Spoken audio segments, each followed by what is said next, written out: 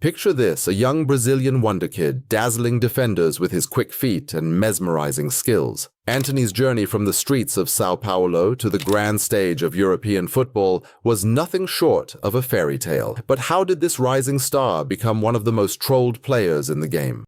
In this video, we'll uncover the twists and turns of Antony's career from his breakout performances in Brazil to his record-breaking transfer to Manchester United. We'll explore the hype, the expectations, and the harsh reality that followed as we answer the question on everyone's mind: why is Antony now regarded as a troll player? Born in the bustling city of São Paulo, Antony's childhood was shaped by the vibrant football culture that permeates every corner of Brazil. Like many young boys in his neighborhood, he spent countless hours playing street football, honing his skills and developing the quick feet that would later become his trademark. Growing up in a country that has produced some of the greatest footballers in history, Antony had no shortage of inspiration. He idolized players like Ronaldinho and Neymar, studying their moves and trying to replicate their magic on the makeshift pitches of his local community. This early exposure to the Brazilian style of play, with its emphasis on creativity and individual skill, would leave an indelible mark on Antony's approach to the game. Despite his obvious talent, many doubted whether Antony could make it to the top. He was smaller than many of his peers, and some worried that his flashy style of play wouldn't translate to the professional game. But Antony was determined to prove his doubters wrong. He joined the youth academy of São Paulo FC, one of Brazil's most prestigious clubs, at the age of 10, and quickly began to make a name for himself. As Antony progressed through the ranks at São Paulo, his unique blend of skill, speed, and flair caught the attention of coaches and fans alike. He had a knack for beating defenders with his quick footwork and an eye for a killer pass. By the time he made his first team debut in 2018, at just 18 years old, there was already a buzz building around the young winger. Antony's performances for São Paulo in the following season turned that buzz into a roar. He became a regular starter, thrilling fans with his dribbling skills and ability to create chances out of nothing. His style of play, reminiscent of Brazilian legends of the past, made him a fan favorite and caught the eye of European scouts. Among those impressed by Antony's talents were the scouts from Ajax, the Dutch giants known for their keen eye for young talent. Ajax saw in Antony a player with the potential to light up the Eredivisie and possibly become their next big sale to one of Europe's top clubs. In 2020, they made their move, signing the 20-year-old Antony for a reported fee of 15.75 million euros. The move to Ajax marked the beginning of Antony's European adventure. The Dutch club has a long history of nurturing young talents, particularly those from South America, and they saw in Antony a player who could thrive in their system.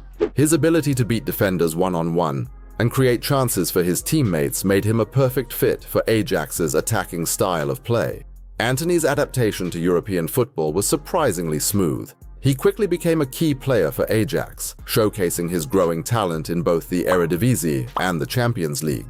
His performances in Amsterdam were a testament to his skill and potential, with dazzling runs, crucial assists, and important goals becoming a regular feature of his game. As Antony's star continued to rise at Ajax, a familiar face was plotting a reunion that would send shockwaves through the transfer market. Erik ten Hag, the mastermind behind Antony's success in Amsterdam, had taken the reins at Manchester United. The Dutch manager was determined to bring his former protege to Old Trafford, setting the stage for one of the most talked about transfers of the summer. Manchester United's pursuit of Antony raised eyebrows across the football world. The Red Devils were in desperate need of reinforcements, particularly in attack, and Ten Hag saw Antony as the perfect fit for his system. But Ajax, still smarting from the loss of their manager, were in no mood to let another star player leave without a fight. The transfer saga quickly became a game of high-stakes poker. Ajax, knowing United's desperation and deep pockets, set an astronomical asking price.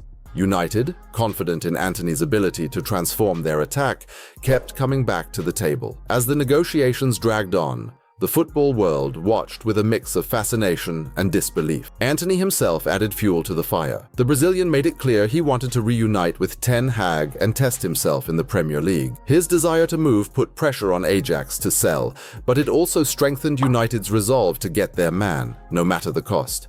Before moving on, make sure to like the video if you think that Antony is the GOAT, and also subscribe to the channel. It means a lot. And now let's continue on to the video. As the transfer fee climbed higher and higher, fans and pundits began to question United's strategy. Was Antony really worth such a massive investment? Critics pointed to his relatively short track record at the top level and wondered if the Premier League might prove too big a step up.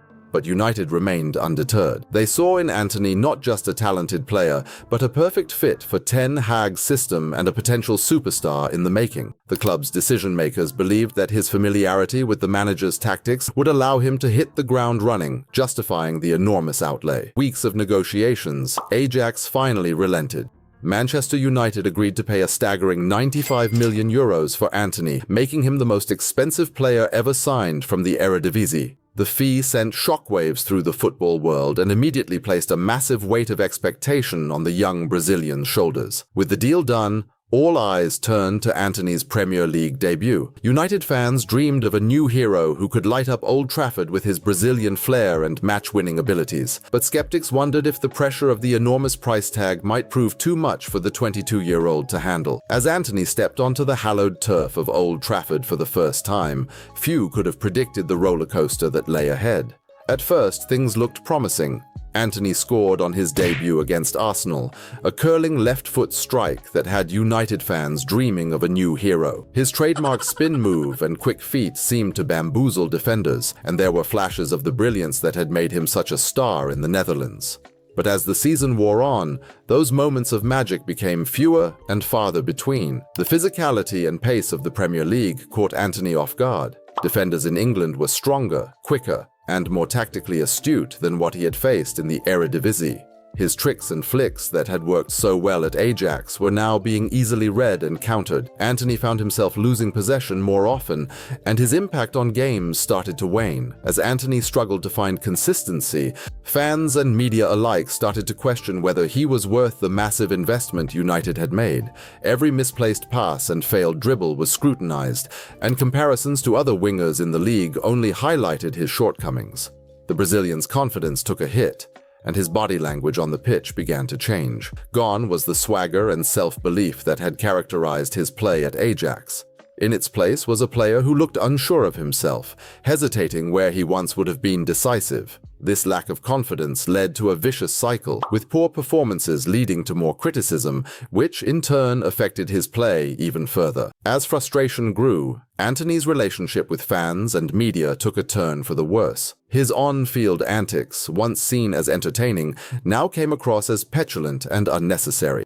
There were accusations of diving and play acting, behaviors that don't sit well with Premier League audiences. Even worse, some fans began to perceive a lack of effort from the winger, a cardinal sin in English football culture. The situation reached a boiling point when Antony's spin move, once his signature, became a subject of ridicule.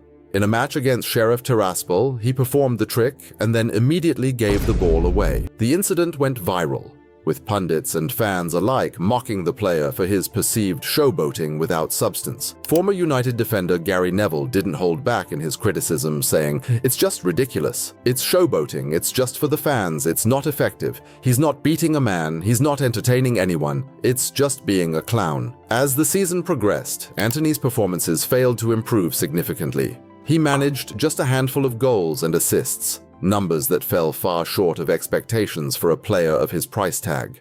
The dream move had turned into a nightmare, and Antony found himself labeled as one of the biggest transfer flops in recent Premier League history. Antony's journey from Brazilian wonder kid to trolled player shines a harsh light on the realities of modern football. The pressure cooker of big money transfers and sky-high expectations can crush even the most promising talents.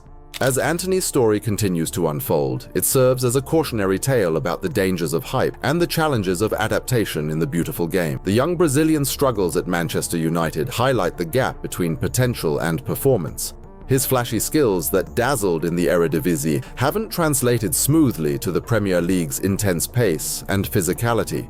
Antony's confidence seems to have taken a hit. As we wrap up our video, a very important question still remains. Will Antony always be regarded as a troll player?